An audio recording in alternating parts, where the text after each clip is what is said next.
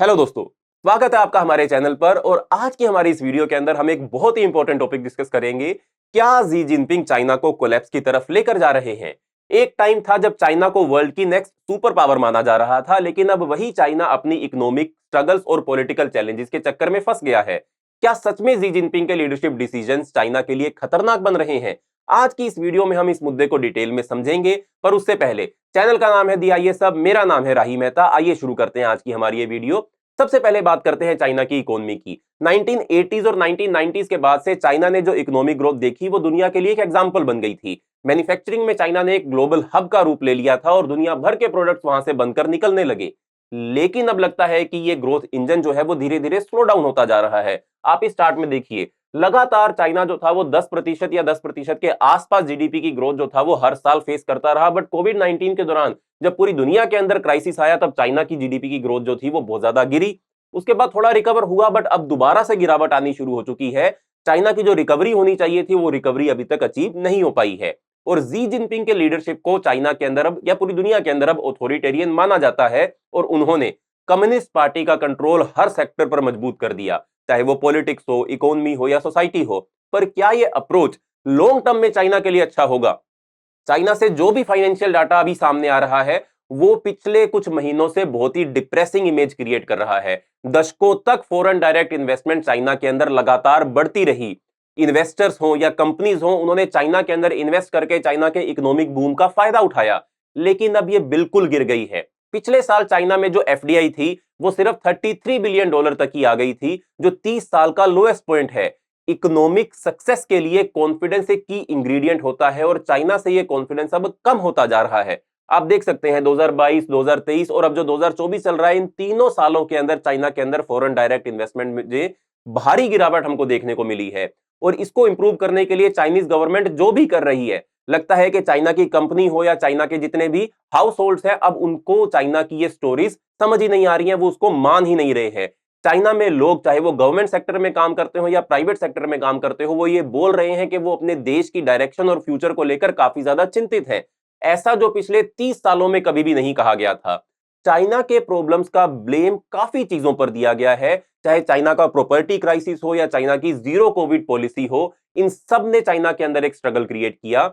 और समय के साथ साथ कोई भी अगर ऑथोरिटेरियन गवर्नमेंट हो, ऑथोरिटेरियंस का टेम्पटेशन जो है वो अपने कंट्रोल को बढ़ाने, अपने फेवरेट्स को पिक करने, लॉयल्टी डिमांड करने का होता है, जो मार्केट फोर्सेस के बेनिफिट के अगेंस्ट चला जाता है। और हम जानते हैं चाइना भी एक ऑथोरिटेरियन स्टेट है, जहां पर जी जिनपिंग की ही मर्जी चलती है, चाइनीज कम्युनिस्ट पार्टी की ही मर्जी चलती है। अब ये चाइनीज गवर्नमेंट के लिए एक डायलेमा बन चुका है कि वो करें क्या। वो उन हजारों लाखों लोगों जो अभी भी गरीब हैं उनको मिडिल क्लास में लाने की कोशिश करें, या फिर उनके जो फेवरेट्स हैं, उनके जो लॉयल्स हैं, उनके लिए ही वो काम करते रहें।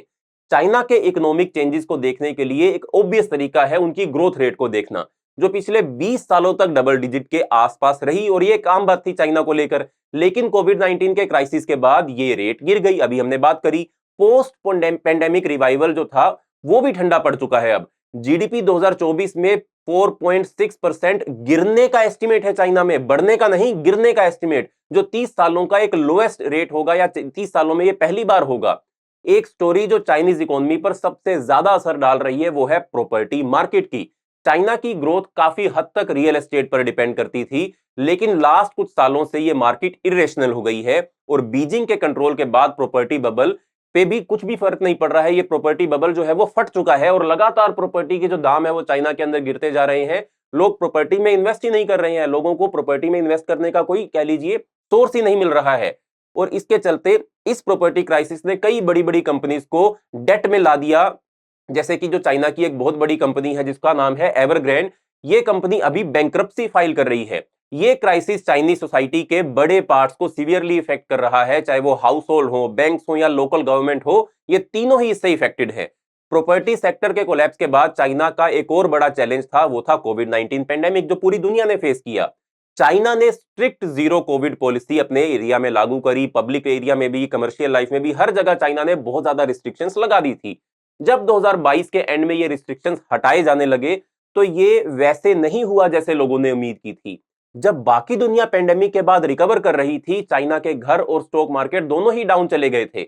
इस वजह से चाइना में कोई पॉजिटिव स्पेंडिंग रिकवरी नहीं हुई। चाइना का इकोनॉमिक स्लंप काफी बड़ा और काफी लंबा चला, जो किसी ने एक्सपेक्ट नहीं किया था। लोगों ने सोचा था कि चाइना पेंडेमिक के बाद जल्दी से रिकवर करेगा, लेकिन ऐसा नहीं हुआ। अब ये क्राइसिस ऑफ कॉन्फिडेंस हो गया है, जिससे कंजम्पशन और स्पेंडिंग चाइना के अंदर कम होती जा रही है। अब देखिए, इकोनॉमी के अंदर ग्रोथ तब होगी जब उसके अंदर कंजम्पशन और स्पेंडिंग बढ़ेगी, पर चाइना के अंदर ये दोनों चीजें ही कम हो रही हैं। चाइना के लोग जो है वो इन्वेस्ट नहीं कर रहे हैं, वो अपना पैसा खर्च नहीं कर रहे हैं, और इसके साथ साथ चाइना में डिफ्लेशन बढ़ती जा रही है। पूरी दुनिया में महंगाई बढ़ रही है और चाइना के अंदर चीजों के प्राइसेस कम हो रहे हैं। डिफ्लेशन और रिड्यूस कंज्यूमर स्पेंडिंग के बीच की जो इकोनॉमिक्स है, उसके बीच का जो एक एस्टेब्लिश रिलेशनशिप है, वो चाइना के अंदर हमको देखने को मिल रहा है। कंज्यूमर स्पेंडिंग करने से कतरा रहे हैं, और क्योंकि उन्हें लगता है कि अगले दिन प्राइस और कम हो जाएंगे। लगातार चाइना के अंदर प्राइस कम हो रहे हैं। अगर आपको यह पता लगे कि आज जो आप चीज खरीदने जा रहे हैं, हो सकता है कि कल उसका दाम और कम हो जाएगा, तो आज आप पैसा लगाएंगे ही नहीं।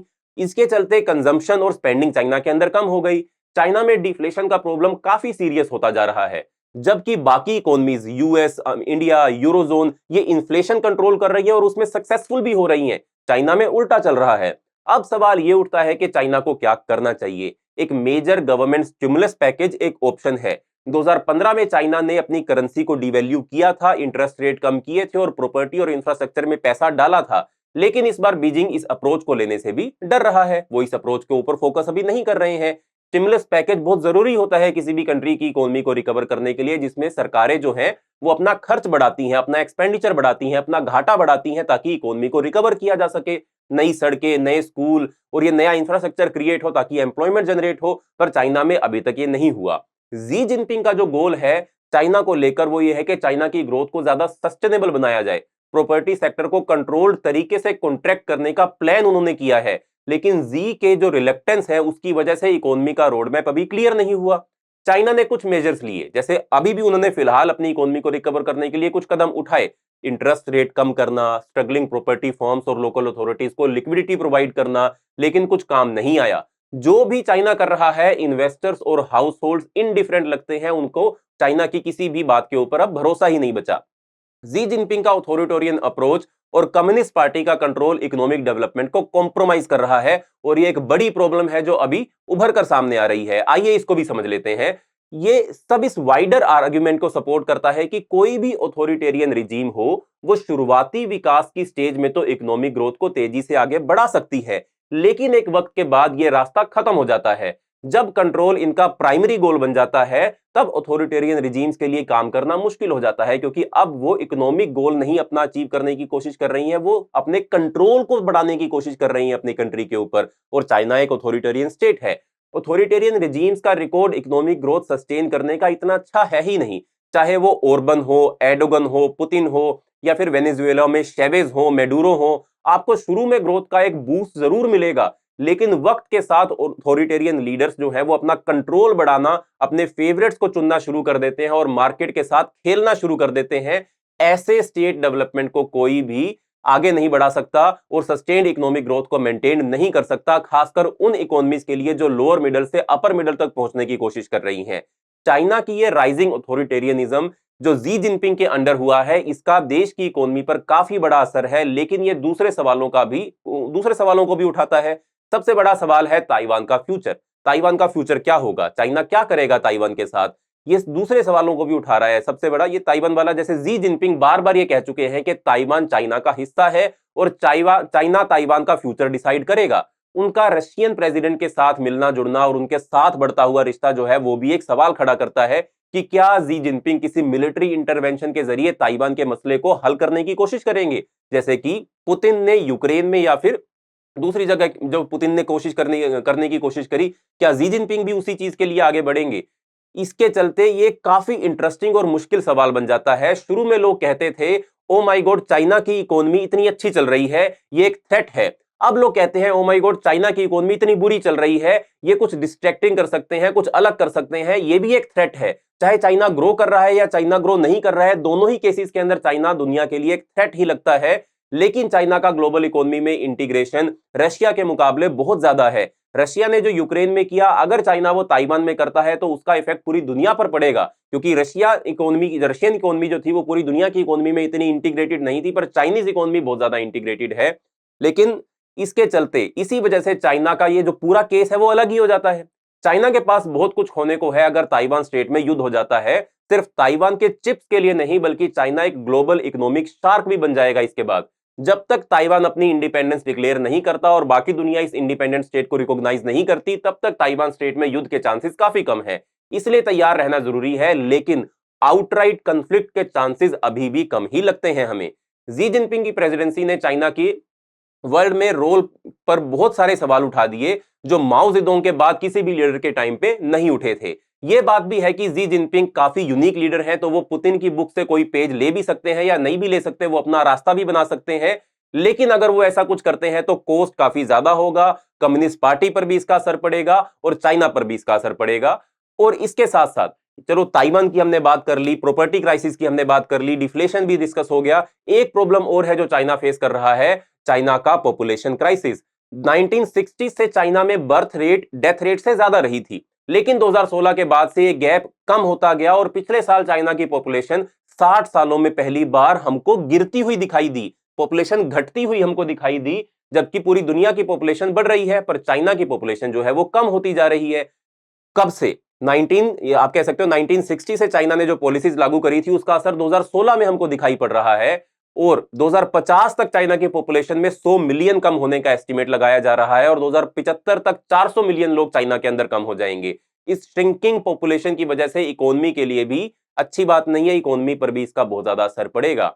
तो दोस्तों ये है कहानी चाइना की, जिसके चलते चाइना जो है वो आज की डेट में स्ट्रगल कर रहा है। चाइना के अंदर कई सारी समस्याएं खड़ी हो चुकी हैं। तो इन सब पॉइंट्स को देखते हुए लगता है कि जी जिनपिंग अपने अथॉरिटेरियन स्टाइल से चाइना को एक बहुत ही डेंजरस सिचुएशन में ले आए हैं। Economic slowdown, foreign policy challenges और डेमोग्राफिक क्राइसिस, ये सब जी की पॉलिसीज की वजह से और ज्यादा बढ़ रहे हैं। अगर इन चैलेंजेस का कोई सोल्यूशन नहीं मिलता तो चाइना का कोलैप्स होना एक रियल पॉसिबिलिटी बन सकता है। लेकिन क्या ये कोलैप्स होगा या फिर चाइना से अपनी इकोनॉमी मार्केट को वापस रिकवर कर लेगा, ये तो आने वाला वक्त ही बताएगा। अगर आपको ये वीडियो इंफॉर्मेटिव लगा तो प्लीज लाइक, शेयर और सब्सक्राइब करना मत भूले। नए टॉपिक्स पर आपके थॉट्स हमें कमेंट में जरूर बताएं। मिलते हैं अगली वीडियो में, तब तक के लिए गुड बाय।